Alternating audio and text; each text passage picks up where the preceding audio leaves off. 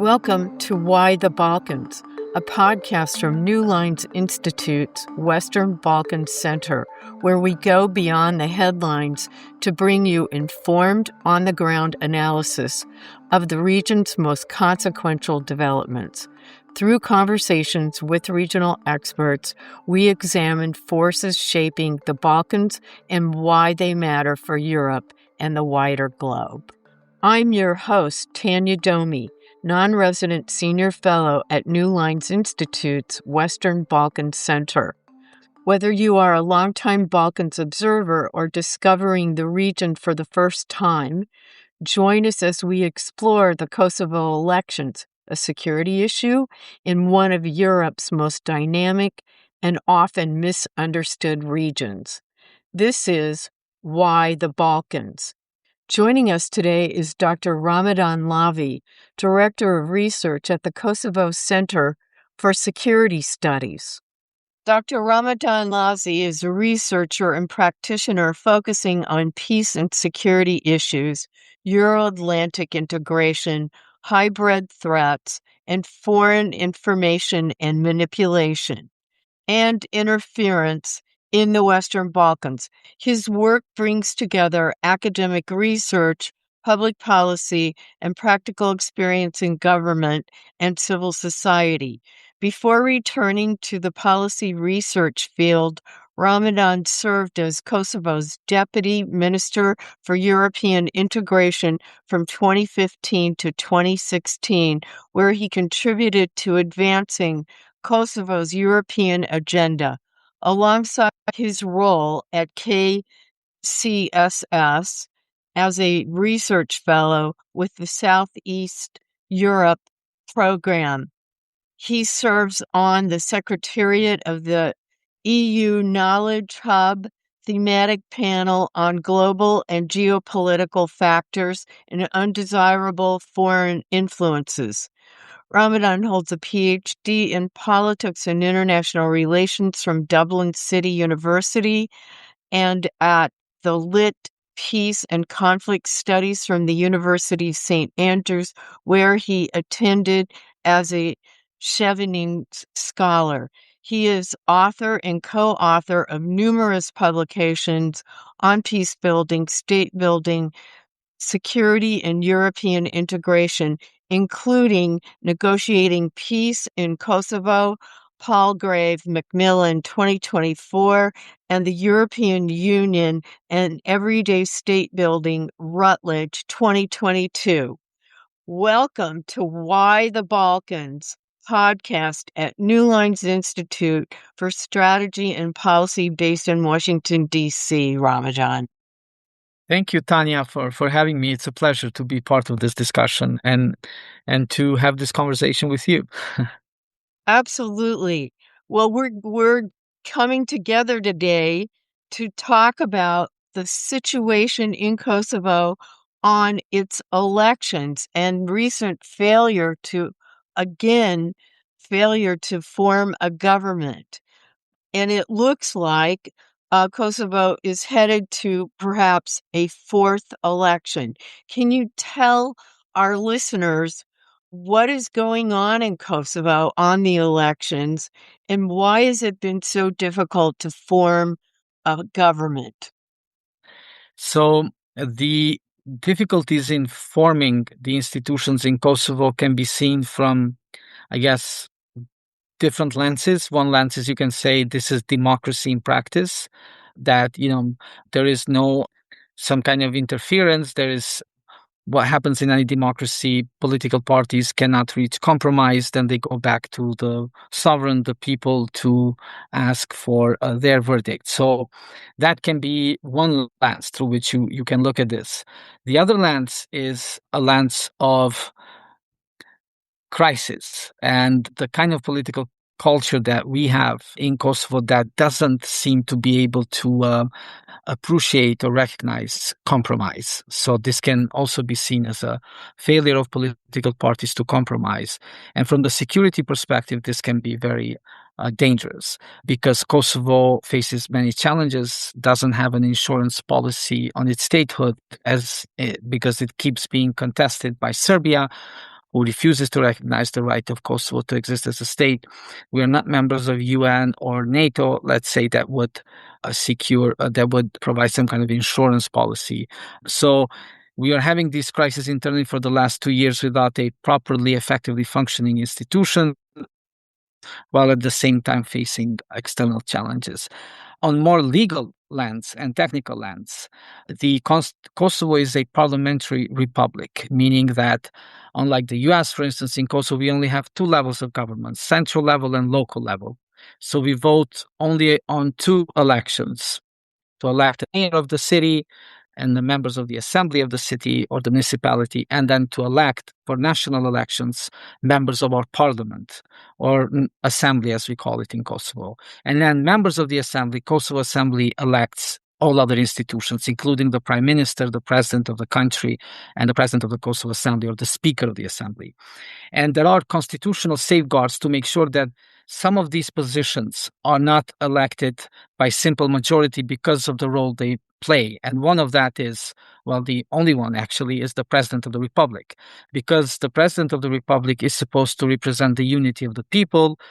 The constitutional norms and standards in Kosovo require that when you vote to elect the president, at least 80 or two-thirds of the members of the Kosovo Assembly, and we have 120, are present to form the quorum for election of the president, meaning you cannot vote on election of the president without having 80 or two-thirds, 80 members of the Kosovo Assembly or two-thirds present. And right now, the party that won the elections doesn't have this number 80. And so it needs to talk to opposition. And opposition is demanding that the president comes from the opposition as a means of balance of power. And the party that won the election doesn't seem to want to do that. So that's why Kosovo is risking to going in another election, because if we fail to elect the president within 60 days after the parliament or assembly is constituted, then we automatically go to new elections. So it'll trigger an automatic next Yes. round. So there are deadlines or timelines. Elections, once the election results are certified, Kosovo Assembly needs to meet within 30 days and constitute itself. And then after it constitutes itself, which means electing its leadership, then it has 60 days to elect a new president. If it fails to elect the president within these 60 days, then the country goes into elections within 45 days. So we're looking at November or December potentially if these timelines are exhausted. And if a government actually gets formed? Government can be formed more easier than the election of the president, because for election of the government, you required only simply majority. So only 61 members of the Kosovo Assembly out of 120 need to vote for the prime minister. And we don't elect the full government, we only elect the prime minister, who then has the power to appoint ministers and appoint the government, his or her government. But for the president, you cannot elect the president without having a quorum of 80 or two-thirds of the Kosovo Assembly members present when you are voting on election of the president. This is to ensure that whoever is elected also has commanding respect of at least two-thirds of the members of the Kosovo Assembly. And this allows them... So essentially the opposition is really trying to have some balance in the power dynamic. Yes, because their argument has been that you should not have one party control all the main institutions of the state, meaning prime minister, speaker of the house, speaker of the assembly or the parliament, and the president of the country. The position or the party that won the election has been willing to give the opposition the role of the president of the Kosovo Assembly or the speaker. But the opposition doesn't want that job because that is also easier to fire. And that job doesn't really carry any kind of real weight in decisions that are important to have a balance of power in Kosovo. And that is because the president of the country appoints the judges and prosecutors. The president of the country is in charge of leading foreign policy. It's also an important mechanism when it comes to appointment of members to some independent commissions or institutions we have in the country. So the president carries real power. So the opposition is saying, we want the presidency because that will create some balance of power sharing, and we can ensure like that, for instance, when it comes to appointment of judges and prosecutors, these judges and prosecutors are representing a larger share of the political spectrum in Kosovo, and not only that of the party that won the elections. Of So, course, by law. so what Yeah. what has happened thus far then is that the Prime Minister, Mr. Kurti, has failed to convince people to trust him, it seems, or Well, I to mean, make agreements somehow with that they actually believe that they will be honored. well, so you can read this in two ways. So the people of Kosovo have fully trusted Prime Minister Kurti to form the government and lead the government, but he has not gotten enough votes to have 2/3 members of the assembly to choose at its will the next president. So this requires compromise with opposition. So you can say that the people trusted Mr. Kurti to run the government, but not to run the entire state apparatus, and they have kind of imposed a certain compromise on this manner. Otherwise, it should be noted for those listening or seeing this that Mr. Kurti has been the highest voted leader in Kosovo's political history. He received more votes than our historic president Rugova during his elections. Of course, we're talking after the Kosovo War elections, the first national elections we had in 2001, actually. So he has a lot of support. So he has a lot of support, but the president of the country is supposed to represent everyone. Is supposed to be also historically, when we look at how institutions were formed in Kosovo, the position of the president was usually part of the coalition agreement that created the institutions. So it always belonged, in most cases, to one of the other parties. So if a party had control of the presidency, another would have of the prime minister. And this always created that balance and of power and created some checks on each other. And opposition is afraid of having a strong leader without any checks and balances in place. And so they're using this constitutional norm or standard to impose a certain balance of power in the Kosovo's institutional hierarchy. And the Prime Minister essentially is not playing ball. He's just not playing No. ball with the opposition. No, they had a meeting. He, I think, is only talking to the Democratic League of Kosovo, LDK. They have 18 seats in the Kosovo Assembly, and Mr. Kurti's party, together with coalition members from so-called multi-ethnic group, they all together should have around 68 seats. So with LDK's 18 seats, they just get to the number 80 to make sure they have a quorum for election of president. So if they reach an agreement, this can avoid the next elections. But what we heard so far from Mr. Kurti is that he doesn't want to budge, as you say, right? Doesn't want to Play ball. compromise on the Yeah, issue. he doesn't want to Yeah. compromise. So he insists that president should be, and the word he uses are the right words. He said he should be consensual figure. But this also comes to his experience with former President Osmani. Mr. Kurti also doesn't seem to like a president that will have its own agency in a sense, or really utilize the constitutional powers to the extent that, for instance, President Osmani had. So he wants the president to be more of a symbolic institution, it seems to me, based on what I can hear. Be like a Yeah. ceremonial figurehead. So to Ceremonial, speak. yes. Yes, ceremonial figure. And maybe he has the right reasons for this. I don't know, because of the experience he had with President Osmani. But the fact of the matter is that the president appoints the judges, prosecutors, among many other duties.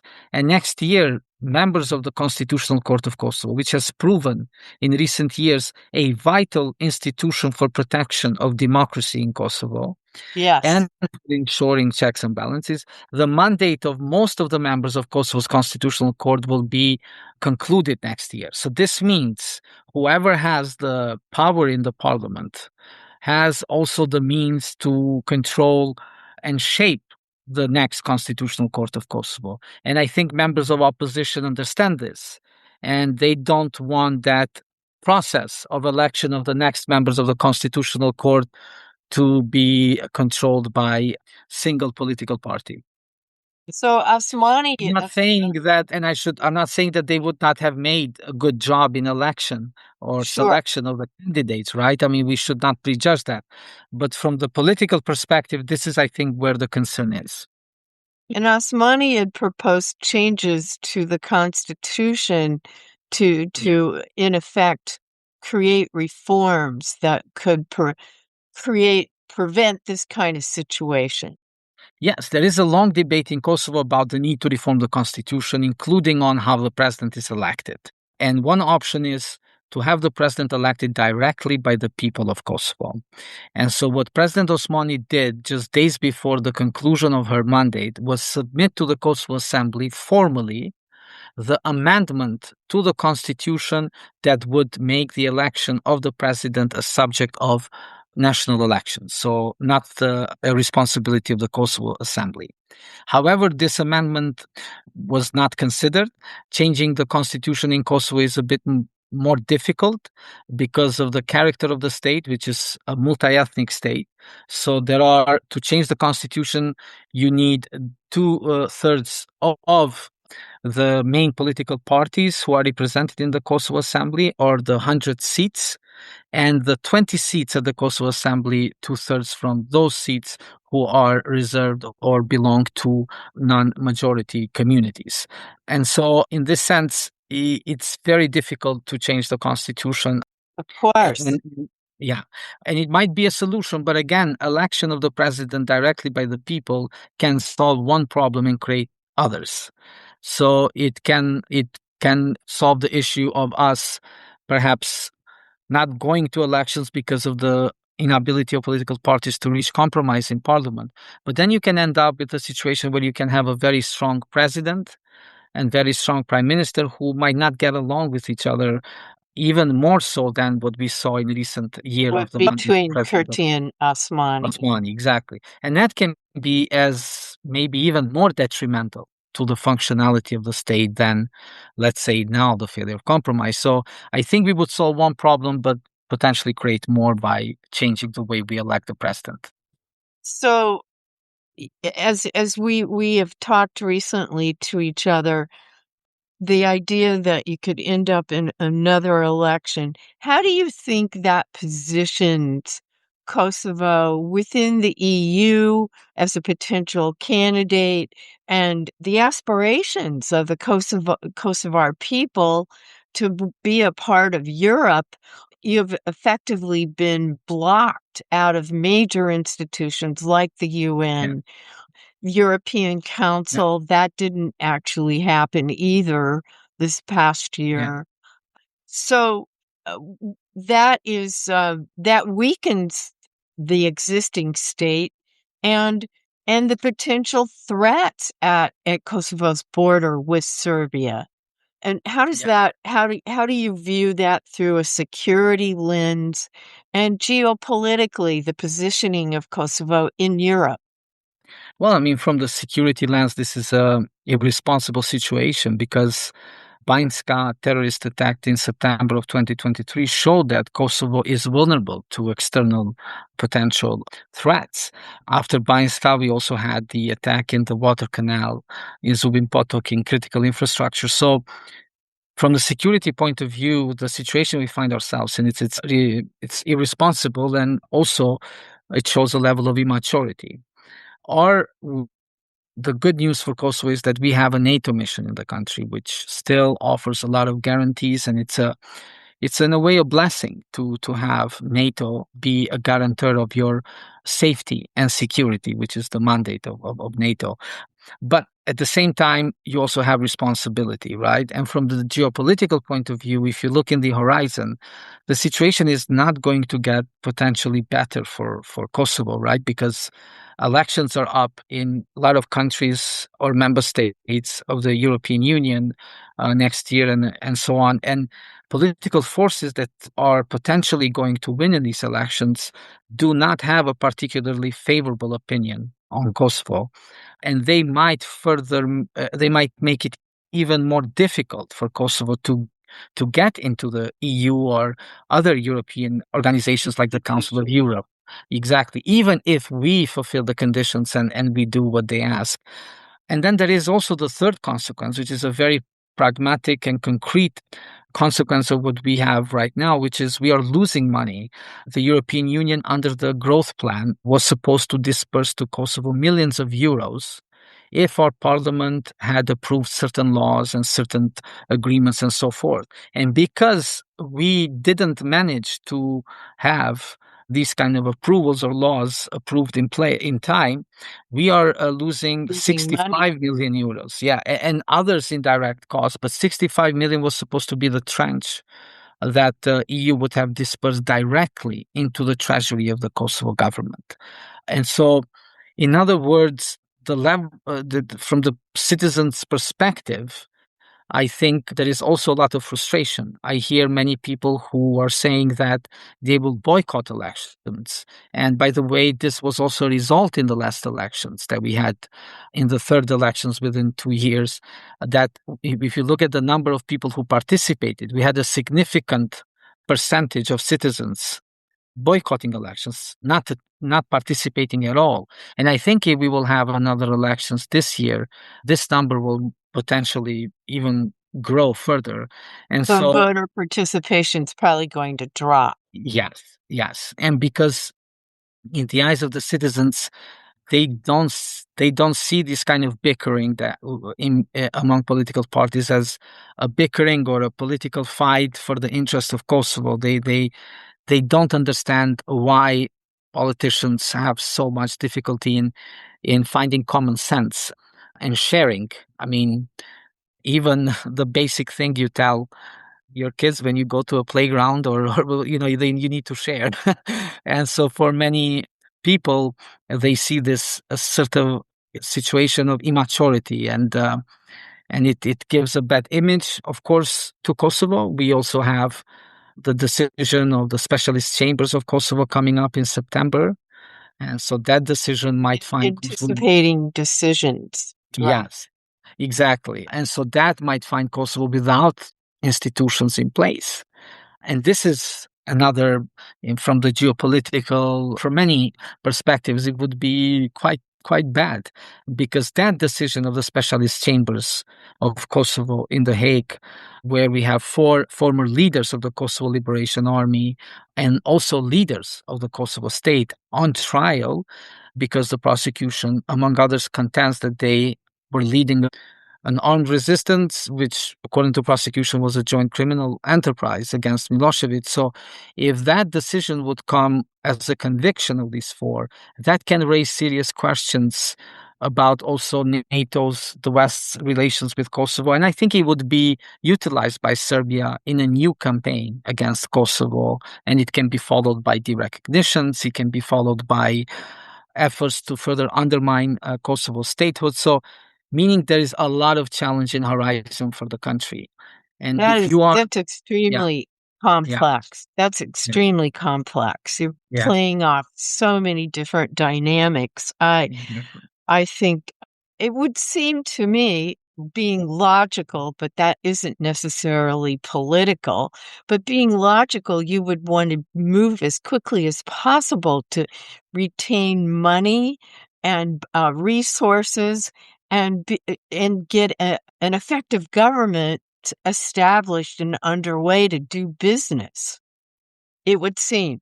It would seem that that would also please the Kosovar population itself. Yeah.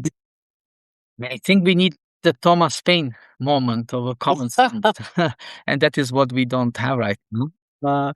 But what we know is that if we go to new elections, that's going to be bad and have negative ramifications on many fronts for Kosovo. As I said, one consequence already is that we are losing millions from the EU funds. We are losing respect, we are losing credibility. People are also losing trust in the process, and many of them planning to boycott elections if they will be held again. And so new elections might not solve anything of the issues that are creating the challenges in the first place.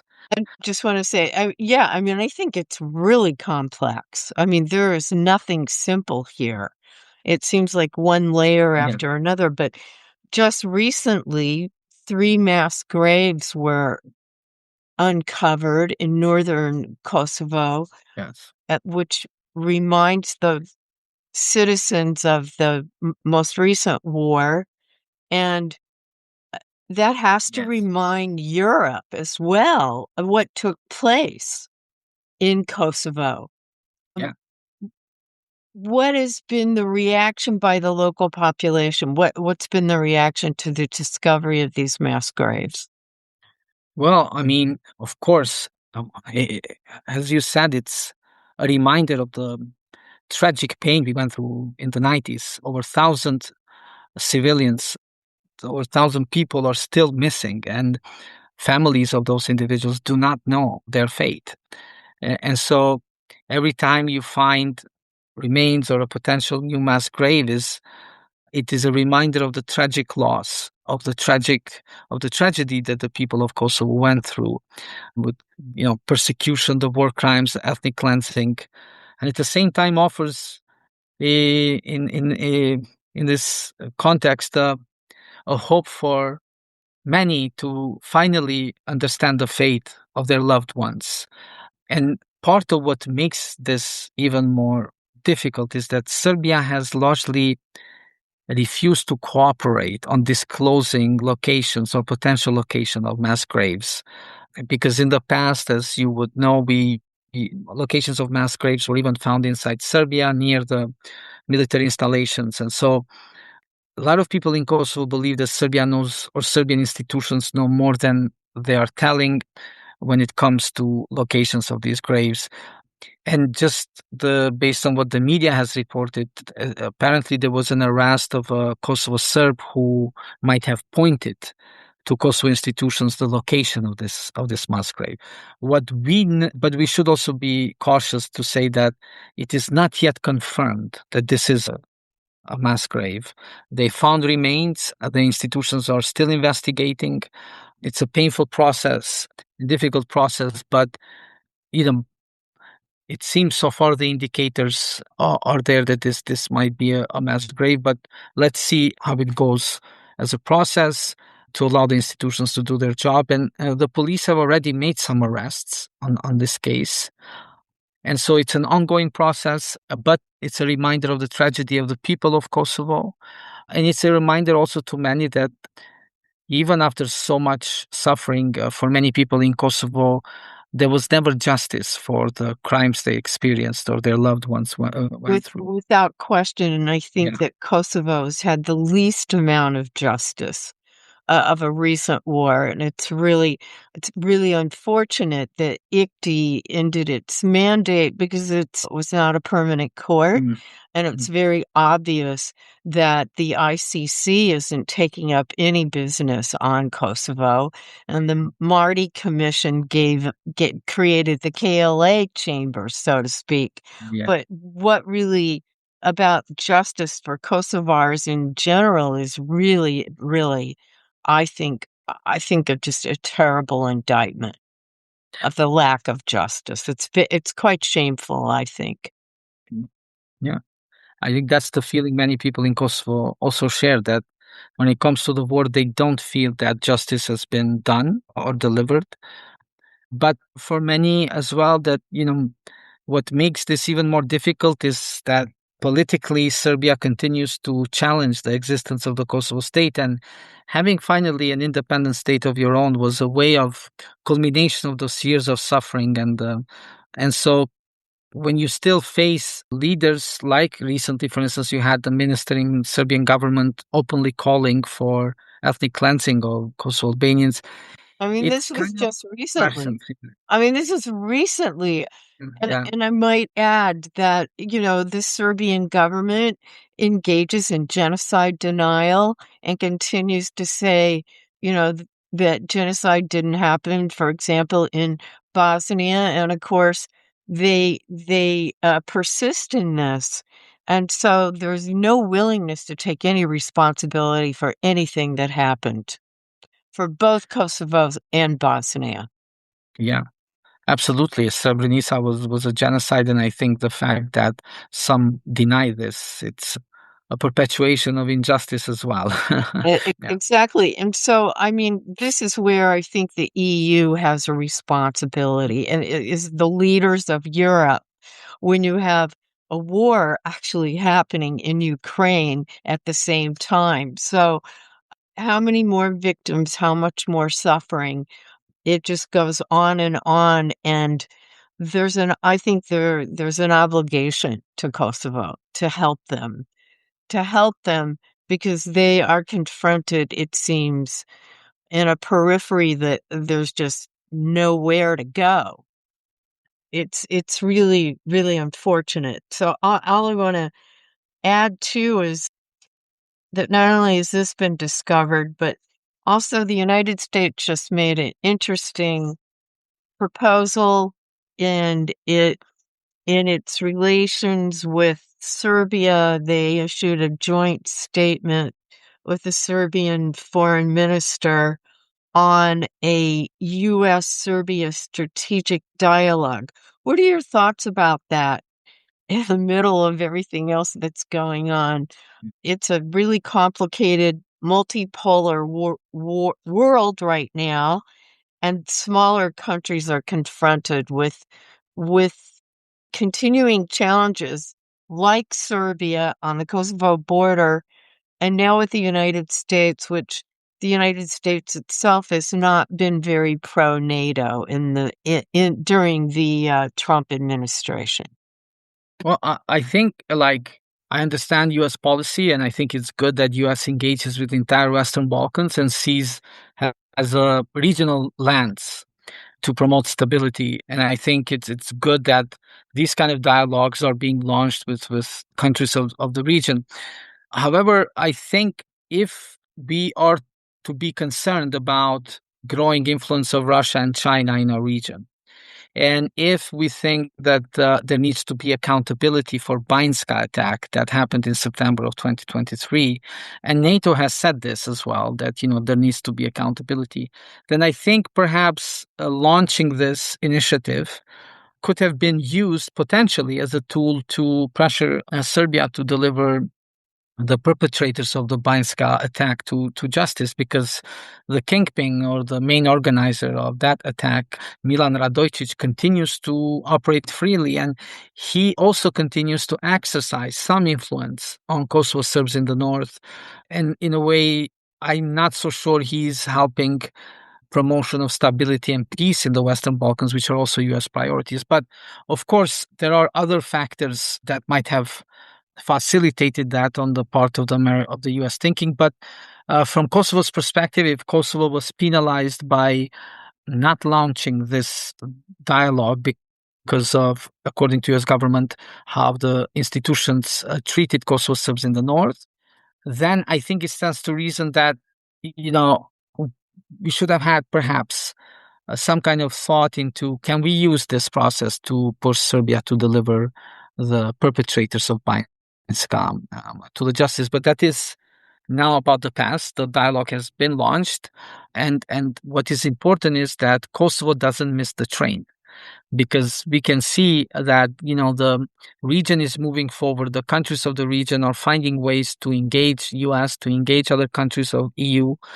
And unfortunately, there are three countries more or less in our region, in a way, stuck. Bosnia would be, I think, the most serious one, us and North Macedonia as well. But what the difference is that neither North Macedonia nor Bosnia, at least externally for Bosnia, their statehood is not questioned, or you don't have a state that continuously works to prevent your international integration.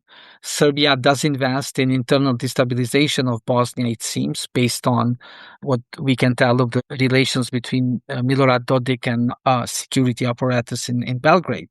But what I want to say is the status quo for Kosovo has more serious ramifications because of our particular situation, that we do not yet have that insurance policy of our statehood. And we're talking about a region where, on the other hand, three of the six countries of the region are already NATO members. And as you mentioned, there is only one among the 6 countries of the region who doesn't prioritize or has not yet said that they want to join NATO. Serbia is the largest country in the region, Right. and it's the largest country in the region. It is difficult to think that stability in the Western Balkans can be maintained without the biggest country in the region being part of the same club. And so Serbia's multivectoral foreign policy, while it's their right to choose partners, it is from the perspective of security. I guess also when you look at the US national security strategy and EU's on security concerns, I don't think there is space in Western Balkans for Serbia to have the kind of relations with China and Russia that it does now. Because this is not just an economic relationship with China, for instance, it's also increasingly strategic. And on the other hand, with Russia, you have presence of state Russian media operating freely in Belgrade and then disseminating For years. for years now. I mean, Exactly. RTL and Sputnik, they've been operating there for years. Yes, there have been reports of the Estonian intelligence agency. They published their annual reports, and in their last report, they noted how Russia is training militants. Well, To, they yeah, attempted, to undermine the Montenegrin election in 2016. I yes, and mean, then there were reports of also Serbia being used as a training ground to interfere in the Moldovan elections as well. yes, Yeah, so there is this. So in other words, if our principle, if our criteria, or if our standard is stability, then the best way to ensure stability of the Western Balkans is to make sure all the Western Balkan six not only have good neighborly relations, but also have a same vision of their future. And there is no doubt of this vision anywhere else in our region besides in Serbia, meaning for everyone else, that vision means membership in EU and NATO. yes. Very, very, very, very sticky wicket, as one would say in British lingo. But all I can say is that it's a difficult neighborhood, and it deserves some attention that's going to really do something for the citizens.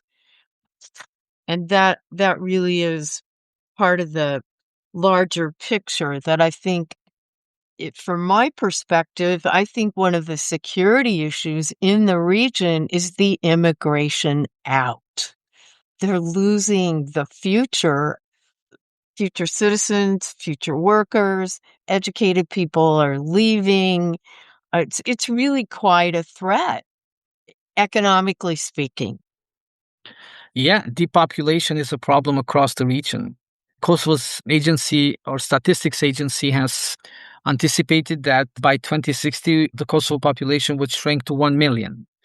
We were 2 point some million when the census was first held, 1.6 now. And so we are moving in a decline of the population. And this is a trend across the Western Balkans.